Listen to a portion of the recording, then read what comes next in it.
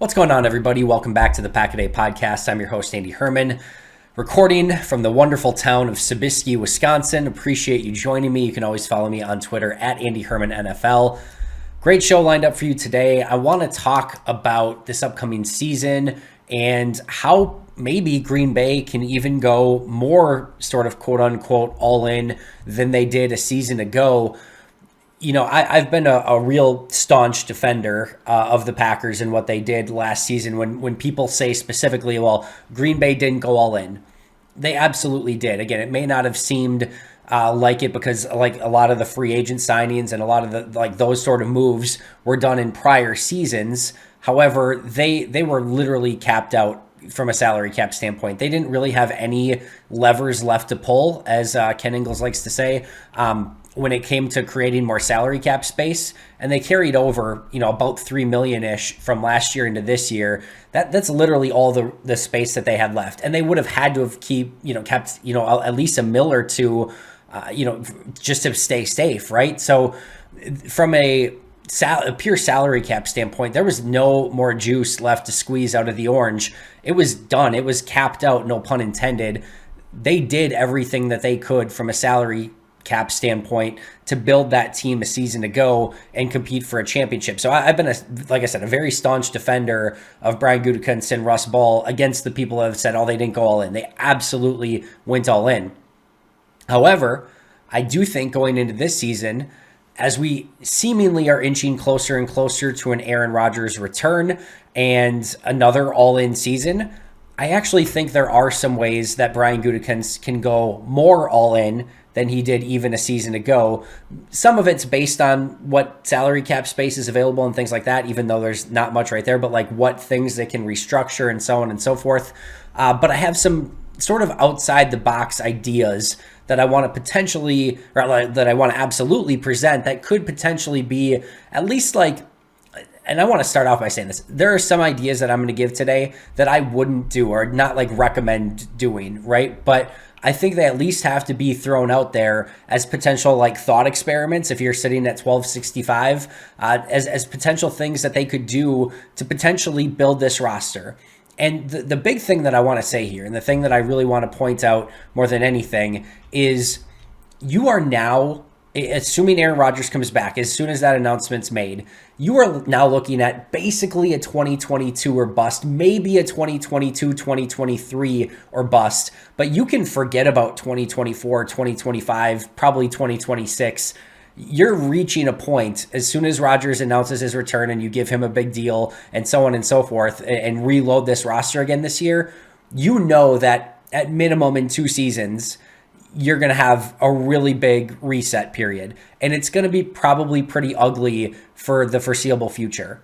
And when I say foreseeable future, like 24, 25, 26, there's probably going to be like a 3 or 4 year period, maybe a lot longer if, once Aaron Rodgers is gone, right? Because if you don't figure out that quarterback position, who knows how long it takes for Green Bay to get back to a level where they could potentially compete for a championship again. But based on some of the salary cap stuff that's going to happen down the road, you're going to have to pay up. You're going to have to pay up at some point. Brian Gutekunst mentions as much in his press conference. So that's going to happen.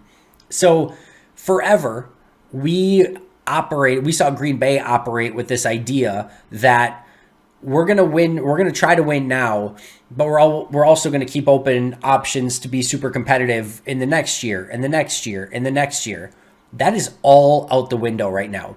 For I think arguably the very first time since, I don't know, last maybe 2.5, 3 decades, Green Bay has nothing to worry about. Oh, they have everything to worry about, but they don't have to be concerned about 2023, 2024, 2025. Every ounce of effort and energy and resource that they have to build this team this year right now, assuming they go all in, and again, assuming Aaron Rodgers is back, should be used to make this team the best it can possibly be in 2022.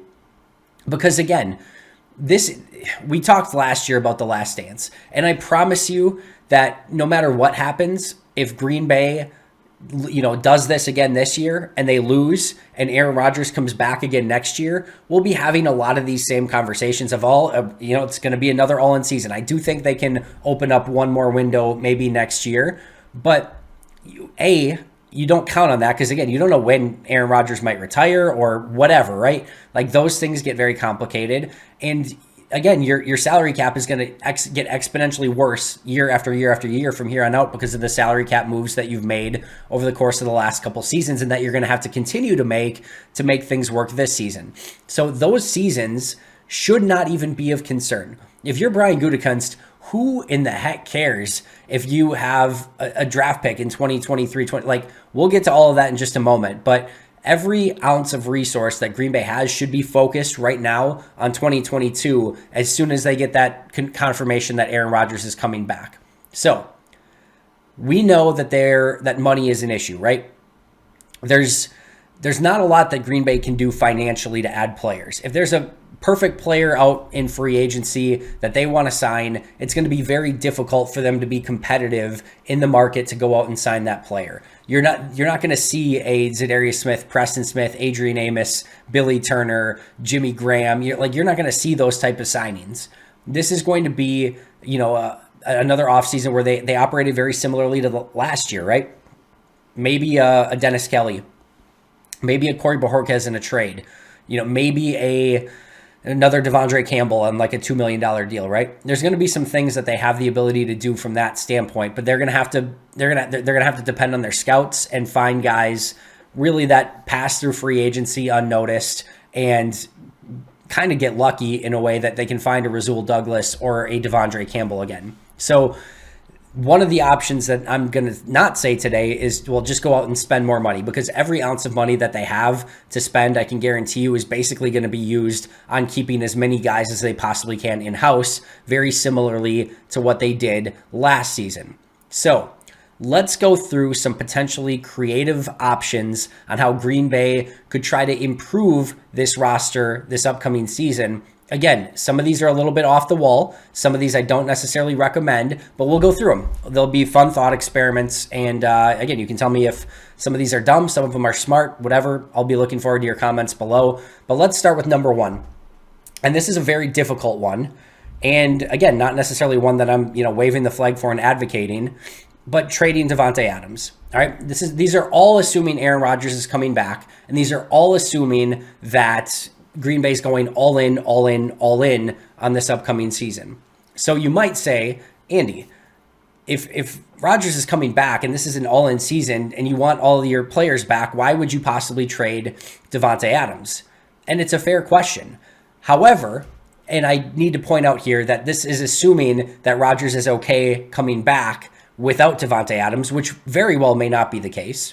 Number two is that they have the salary cap wherewithal to get enough under the salary cap and then tag Davante Adams, sign him to some tradable deal, and then trade him while still keeping him on the roster until they're able to trade him, which becomes very, very complicated.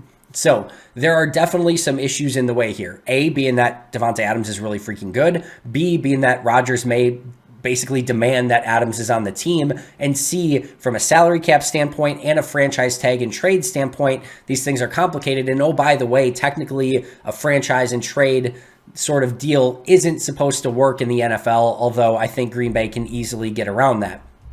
So why would Green Bay potentially want to do this? And I think the clear and obvious answer is A, they would save a ton of money by doing so, and you would arguably be able to fill out the roster much better by trading Davante Adams, even if Aaron Rodgers is back. And B is, compensation, right? That they would be able to also add, arguably a first-round pick, I would think at least. Stephon Diggs went for like a first and a third. Adams has a more exorbitant contract and is older, so maybe they get a little bit less, but I would think that a first-round pick would be legitimate for Davante Adams. So that's not nothing, right? I think we're at a day and age now where you can expect first-round picks to come in and help you in some way, shape, or form, especially if you hit on the right guy. Listen, Tampa Bay is not winning a Super Bowl 2 years ago had it not been for Tristan Wirfs and Antoine Winfield Jr. playing as well as they did in that Super Bowl season. So I think we've reached a point where you're not at even look at Eric Stokes a season ago. You can draft guys in the first round and expect them to have a major impact. So if you all of a sudden have, let's just say, let's say Davante Adams, even if he signs a $30 million deal, which is pushed out to the, 5 years, whatever you want to do, like, let's just assume that he's going to still cost about, 12 to 15 million on the Packers salary cap for this upcoming season. The trade-off you have to ask is there a possible way that you could use that 12 to 15 million and a first round pick that you would get in return? I'm thinking maybe Cleveland at pick 13, Baltimore at pick 14, the Eagles at pick 15, 16, or 19. Like, any of those teams in that range could potentially make sense. And again, maybe you could even get more back in return. If that's the case, if you could get that, are you able to go out and spend 15 million? Maybe that means keeping Devondre Campbell and Rasul Douglas and others and getting in a first round pick. There's a legitimate argument to be made that maybe you could actually build another team.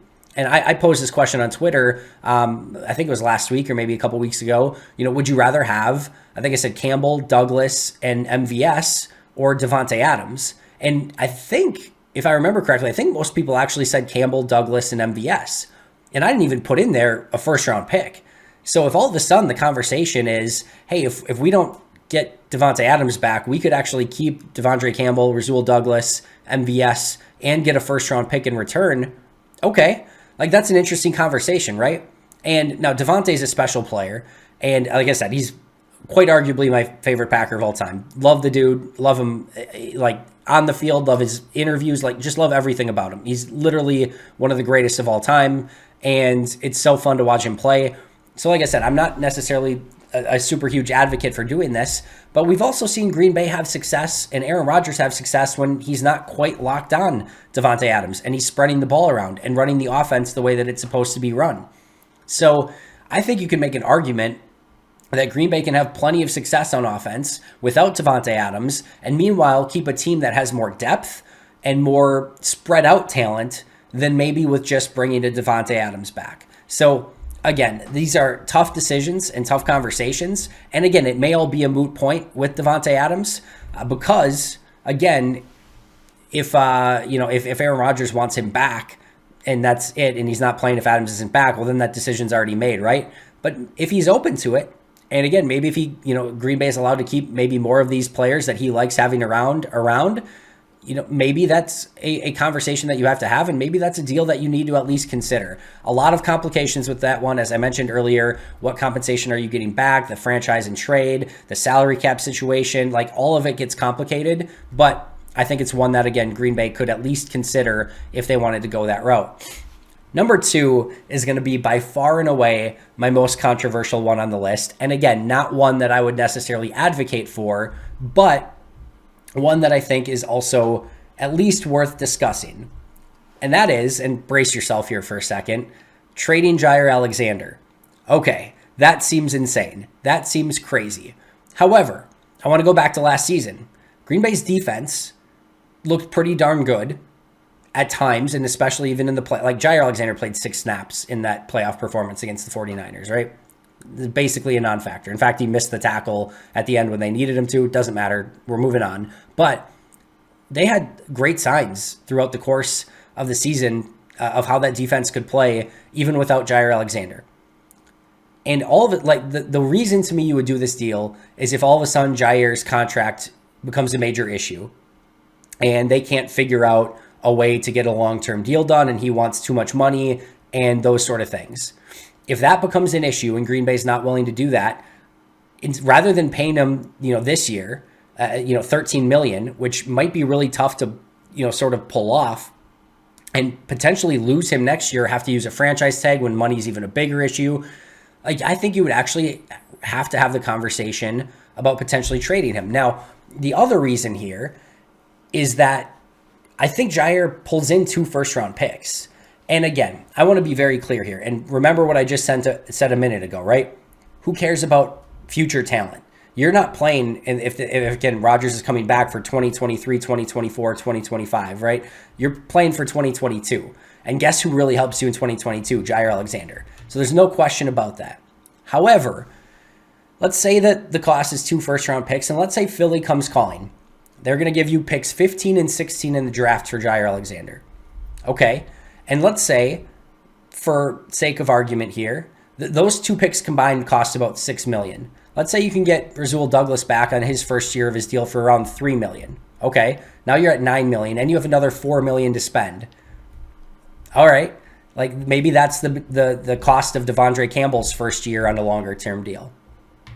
So assuming you're like not able to work out a longer term deal with them, would you rather have picked 15, 16 Rasul Douglas and Devondre Campbell or Jaire Alexander? Again, just focusing on this season, you could make an argument that those 4 players would have more of an overall impact on this team than maybe just Jaire would.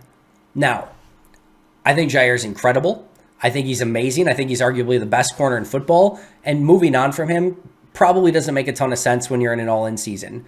And again, like I said earlier, future years don't matter, and first-round picks, like how much value are those actually going to have on this upcoming season? All of those are valid arguments. And again, I think something would have to like sort of precipitate this in the fact that like you can't get a deal done with him, because if you get a long-term deal done and all of a sudden he's only costing, $5 or $6 million on this, and then those, that money opens up, then I would still rather go that route than potentially getting 2 first-round picks back in exchange for Jaire Alexander.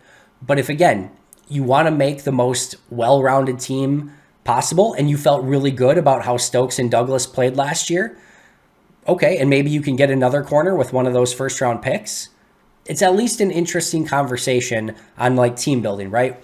And the biggest point that I want to go through here is that everything is a trade. Like literally everything is a trade. If you do this, then you could do this. So like if you trade Jaire Alexander, like what could you get with the money that you're saving? And what would you get with those draft picks? Like all of these things would have to be taken sort of in a vacuum and say, all right, what makes our team better in 2022? Again, is it 2 first-round picks and about an additional $7 million to work with from a salary cap standpoint?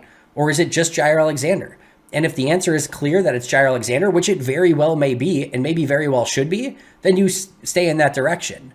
But if it's not, if you're like, hey, we really like Rasul and Stokes on the outside, like those are our 2 guys. Those are the guys we want. And if that's the case and they feel really great about it and they can get all of this in exchange, okay, then I think you at least have the conversation. And again, maybe you get pick 15, 16, and maybe you get a young corner or something, or maybe 2 firsts in a corner. Like who knows what you could get in exchange for a player of that caliber at his age. Do I recommend it? Again, no. But it's at least a conversation that I would sort of toss around a little bit, even if everyone in the building says you're an idiot, why would you trade Jaire Alexander? Which very well could be the case. But again, these are all things that I'm working through in my mind to see, all right, how could we possibly make this team even if it's incrementally better, just on the margins? Is there anything that you can do to do that? And if that's one of the things you could do, all right, I'm at least listening. Number 3 is trade Jordan Love. And I know that Brian Gutekunst said that, he's not picking up the phone or he's not going to listen to offers for Jordan Love. Again, this is all about 2022. It just is at this point. So let's say the Pittsburgh Steelers, right? Steelers come calling. They don't have a quarterback. They don't like the quarterbacks in this draft, and they know they got to start developing one. And they think that Jordan Love is better than anyone that they could find and in this year's draft. And they have some faith that they could really develop and work with Jordan Love. Okay. There's also been reports out there that maybe Green Bay is only getting a day 3 pick in exchange for Love. Who knows, right? But Steelers have a couple interesting players that have really small contracts still. They have Chase Claypool and Deontay Johnson at wide receiver. I'm sure Green Bay would love to add either of those players. Now, I don't think Jordan Love straight up is getting either of those players done, but maybe Green Bay can trade Jordan Love and a draft pick or 2 and pick up probably more of like a Chase Claypool, right? Who would fit perfectly in Green Bay's offense. Big physical receiving weapon who can block on the outside. Like, where can Green Bay sign up? If you can somehow work a deal of Jordan Love going to the Steelers for Chase Claypool going to Green Bay, again, even if you have to include some picks to make that work, like that is something that I think you have to listen to if you're Green Bay. Maybe it's another team, right? Maybe it's the Falcons. Maybe it's who knows, right? But some team could come calling and with interest in Jordan Love. And if that's the case, and you have the opportunity to pick up a player who could help you this season, again, I think you have to consider that. Jordan Love is not helping you in 2022. And if Aaron Rodgers goes down and like Jordan Love has to play, again, you're not winning a Super Bowl this year anyway. So again, Whether that's best for the long term of the franchise is debatable, and whether they still have faith in him is questionable. But again, you're at the point where you got to consider this season and what you can do to make it better. Again, I think Jordan Love is in that conversation. Next up is something that they haven't done in the past, and they didn't do in like an all-in scenario last year, and that's trading future first-round picks. Again, you're going to be bad for a handful of seasons, probably. Whether you have like next year's first-round picks, because you're going to have a good team this year, right? I don't want to trade 2024, 2025, like those first-round picks because they might be really high, but you know you're going to finish as a playoff team this upcoming season. So if I trade a first-round pick next year to help me this year, like I'm totally open to that. And again, I don't care about trading pick 32 and those sort of things. Again, you're going to be bad in those future years anyway, in all likelihood. So let's trade those now and see if you can't help your roster this year. And that could be done in a couple different ways. Maybe one, it's to help you trade up in this year's draft and get higher and get a more quality player that can help you right now. Or maybe you start looking at guys across the league who are on small contracts still that could really help you. I just talked about Chase Claypool and Deontay Johnson. Chase Claypool, $1.2 million deal right now. Deontay Johnson, $2.79 million deal. Steelers are notorious for finding receivers everywhere, right? They might say, listen, we are happy to trade Chase Claypool for a first-round pick because we know we need to accumulate draft picks to be able to move up to maybe get a quarterback, whether it's this year or next year. We're happy to trade him for a first-round pick. We know that we can draft a guy in the second or third round, and he's going to end up good because we draft like great receivers every single season. We're not concerned about that. We'll take a first-round pick for Chase Claypool. So maybe Green Bay trades, next year's first for Chase Claypool. Like that could be an option. Chase Claypool, $1.2 million. Deontay Johnson, $2.79 million. How about Dexter Lawrence from the Giants, $2.3 million? How about putting him next to Kenny Clark on the interior of the defensive line? Good luck running against that. And now you can get your pass rushers in and those corners in on later downs. Sign me up. How about Jonathan Allen from Washington? That's another team who would probably like to accumulate some first-round picks to maybe make a move for a quarterback. He's only set to make $2 million this year if you acquire him in a trade. Would be a massive move for a super talented player to help your defense even more. Imagine Kenny Clark and Jonathan Allen rushing from the interior with Rashawn Gary and Preston Smith on the outside. Sign me the heck up. How about this? This player's a little bit more, but how about Darren Waller? $7 million for just this season. That's a little bit of a tougher pill to swallow, but let's say you move on from Davante Adams and you have a little bit more money to spend. Okay, trading a future draft pick for a Darren Waller, he's 30, right? The Raiders window isn't exactly open wide right now. So if you could get him at $7 million for one season, I'd very much be interested in that. So I just think there's ways that Green Bay can find some players, especially Claypool, Johnson, Lawrence, Allen, where maybe you're going to have to trade a first and a second next year for some of these guys. Who cares? Who cares? Go all in this year, really do it, and get some massively talented players on your roster now. They're going to help you win it in 2022.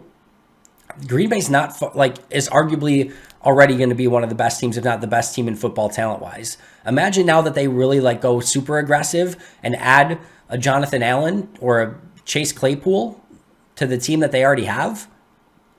Again, sign me the heck up. And I'm not worried about not having first or second round picks in 2023. I'm just not. You're going to be a good team. Next is trade up in this year's draft. And I just kind of mentioned this a second ago, and I'm not even necessarily just talking in the first round, because again, I think there's an argument to be made actually that maybe even trading down in the first round and accumulating second round picks, depending on what's available there, which are a little bit cheaper and gaining more depth, could be available. But I would really focus on top 100 talent. Move up your picks from the 4th, 5th, 6th, 7th rounds as high as you can get to get top 100 picks. Again, maybe trade some picks from next year to get those picks up. And I would much rather be aggressive and find guys that you think can help you this season than have a bunch of late round picks that aren't going to help you this year. So that's another way that I think Green Bay can be aggressive in trying to find talent. Next is either sign or trade for a special teams star.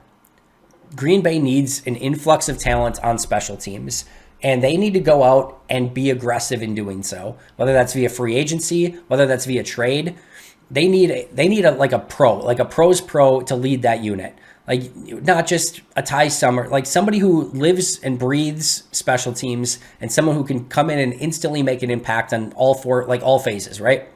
Maybe a Marcus Kemp from the Kansas City Chiefs, who is a restricted free agent. Maybe a Cody Davis from the Patriots, who's one of the best special teams players in the league. He's set to make $1.8 million this year. And, you call up New England and offer a good draft pick for him. I'm sure New England would probably be like, yeah, we can create another special teams player. They've done that for years. Okay. Maybe Chris Board, who's an unrestricted free agent for the Ravens. That could be a guy that you go sign, one of the best linebacker special teams players in the league. Like, I don't care what it is. Like, go out. And I'm not just saying like kicker, punter, long snapper here. I'm saying go out and find guys who can make an impact on all of your special teams unit, add them to your team and let them shine, because you can't just go out and find random guys and hope that they fit the bill. You actually are going to have to pay for a player, whether that's draft compensation or free agency money. It's not like they're going to break the bank, right? These are special teams guys, but you need some of the best. Heck, go out and get 2 of them. Seriously, you can't be the worst at it anymore. And if you don't address it and find players, you're going to continue to be bad. And that's a unit that Green Bay needs to be much better. Number 7 and 8 here are sort of interchangeable, but supercharge either your offense. I'll start with numbers. Like, supercharge your offense is probably where I'm leaning here.